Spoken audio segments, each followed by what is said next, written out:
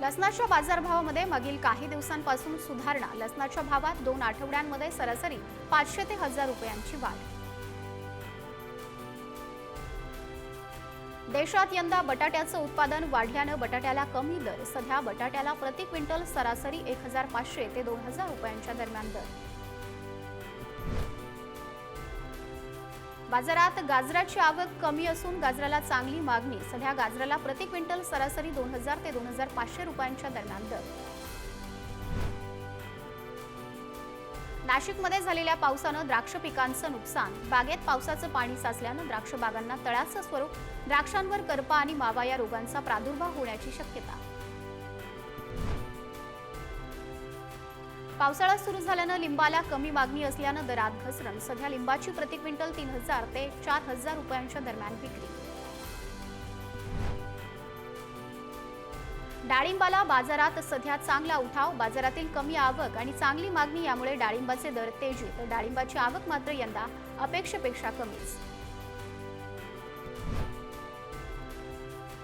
रब्बीच्या ज्वारीची बाजारात आवक सुरू झाल्यानंतर दर पातळी 200 ते 300 रुपयांनी कमी। ज्वारीला सरासरी प्रति क्विंटल 2600 ते 2800 रुपयांच्या दरम्यान भाव।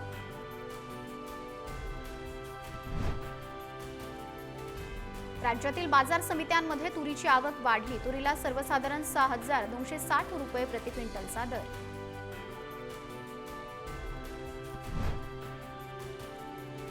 यंदा मका बियाणाचा दर किलोमागे जवळपास 100 रुपयांनी वाढला। 4 किलोच्या बॅगमध्ये 350 ते 400 रुपयांचा भुर्दंड। शासनानं लक्ष घालण्याची शेतकऱ्यांची मागणी। अमरावती येथील सोयाबीन संशोधन केंद्रात बीबीएफ पेरणी पद्धतीनं सोयाबीनची पेरणी पद्धतीमुळे उत्पादनात 20 ते 25% वाढ। शेतकऱ्यांनी या पद्धतीचा अवलंब करण्याचं आवाहन।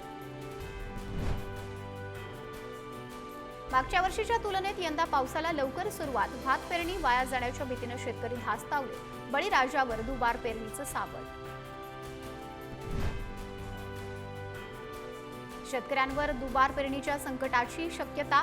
लातूर जिल्ह्यात गेल्या 7-8 दिवसापासून पावसानं विश्रांती घेतल्यानं शेतकरी चिंताग्रस्त। पावसानं आणखी उसंत घेतल्यास शेतकऱ्यांवर दुबार पेरणीचं संकट ओढवण्याची शक्यता।